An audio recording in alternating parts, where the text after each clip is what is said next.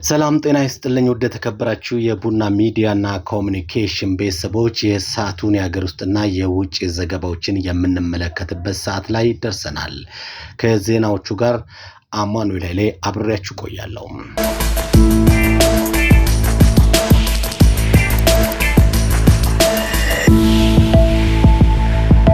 በዳውሮ ዞን ማረቃ ወረዳ አርሶ አደሩን ከዝናብ ጥገኝነት በማላቀቅ በአመት እስከ 3 ጊዜ እንዲያመርት የሚያስችለው የኒው አነስተኛ መስኖ ፕሮጀክት የክልሉ ርዕሰ መስተዳድር ክቡር ዶክተር ኢንጂነር ነጋሽ ዋጌሾ በተገኙበት ተመርቋል።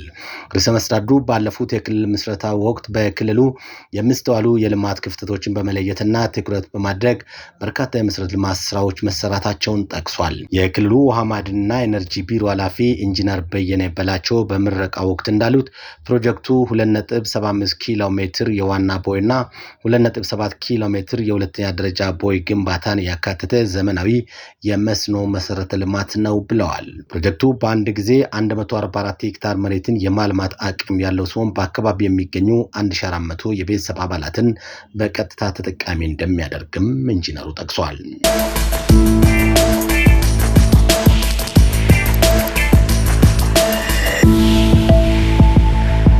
የዞኑ አጠቃላይ ዓመታዊ ገቢ እቅድ ለማሳካት ባለድርሻ አካላት በቁርጠኝነት ሊሰሩ ይገባል ሲሉ የከፋ ዞን ዋና አስተዳዳሪ አሳሰቡ።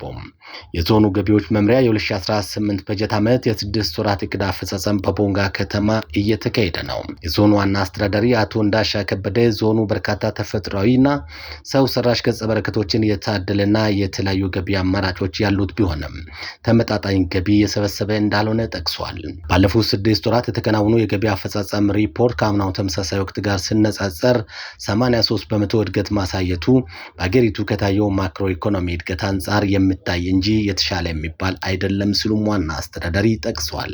በየዓመቱ በተደጋጋሚ ዝቅተኛ አፈጻጸም ደረጃ ውስጥ የሚገኙ መዋቅሮች በቀጣይ መሰረታዊ ችግሮቻቸውን ፈትሾ የታቀደውን ገቢ መሰብሰብ እንዲችሉም አሳስበዋል። ዞኑ በ2018 በጀት ዓመት ለመሰብሰብ የታቀደውን 5.3 ቢሊዮን ብር ዓመታዊ ገቢ ለማሳካት የገቢ መዋቅርና ባለድርሻ አካላት በቁርጠኝነት መስራት እንዳለባቸውም አሳስበዋል።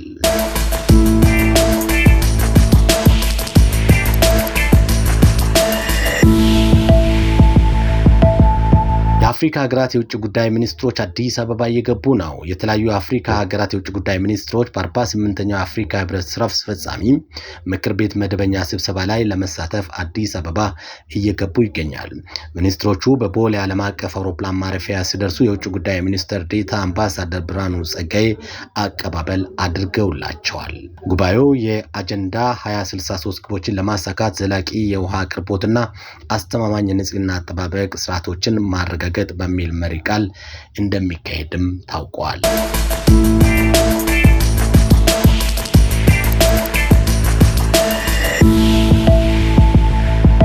ዩናይትድ ስቴትስ ፕሬዝዳንት ዶናልድ ትራምፕ አሜሪካንና ካናዳን የሚያገናኘው አዲሱ ግዙፍ ድልድይ ዋሽንግተን በባለቤትነት ድርሻ ካላገኘች በስተቀር ድልድዩን እንደሚያግዱ ዛቱ። ፕሬዝዳንቱ አሜሪካ የፕሮጀክቱ ቢያንስ ግማሽ ባለቤት መሆን አለባትም ሲሉ አስጠንቅቋል። ሰኞ ዕለት በራሳቸው ትሩዝ ሶሻል ማህበራዊ ገጽ ላይ ረጅም ጽሑፍ ያሰፈሩት ትራምፕ በኦንታሪዮ እና ሚችጋን መካከል የሚገኘው ጎርዲ ውሃ ወይም ዓለም አቀፍ ድልድይ ካናዳ ለአሜሪካ ተገቢውን ፍትሃዊና ክብር እስካላሳየች ድረስ እንደማይከፈትም ዝተዋል። ለነሱ ከሰጠናቸው ነገሮች አንጻር የዚህን ሀብት ቢያንስ ግማሹን ልንወርስም ይገባል። በአሜሪካ ገበያ ምክንያት የሚመነጨው የገቢ እጅግ ከፍተኛ ይሆናል ሲሉም ትራምፕ አሳስበዋል። ፕሬዝዳንት ትራምፕ ከዚህ ቀደም በካናዳ በሚመረቱ አውሮፕላኖች ላይም ከፍተኛ ታሪፍ እንደሚጥሉ ማስጠንቀቃቸው የሚታወስ ሲሆን አዲሱ የካናዳ ጠቅላይ ሚኒስትር ማርክ ካርኒ ግን አሜሪካ የካናዳን ሉዓላዊነት እንድታከብርም አሳስበዋል።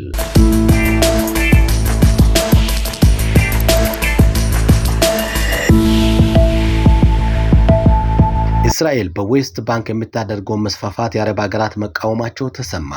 የእስራኤል ደህንነት ካቢኔ በዌስት ባንክ የሚገኙ የእስራኤል ዜጎች ከፊሊስጤማውያን መሬት እንዲገዙ ውሳኔ ማስተላለፉ ቁጣን ቀስቅሷል። ሳውዲ አረቢያ፣ ዮርዳኖስና አረብ ኤሚሬቶች የእስራኤልን ድርጊት ከተቃወሙ ሀገራት መካከል ይገኙበታል።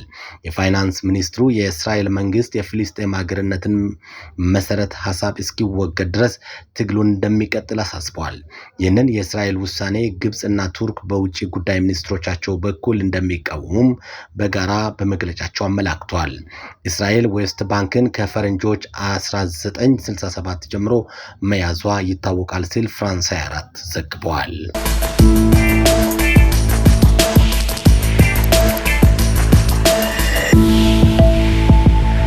በሊቢያ የባህር ዳርቻ ሌላ ልብ የሚሰብር ዜና ተሰምቷል። ስደተኞችን አሳፍሮ ሲጓዝ የነበረው ጀልባ በመስመጡ የ53 ሰዎች ሕይወት ማለፉ ወይንም የደረሱበት አለመታወቁ ተገልጿል።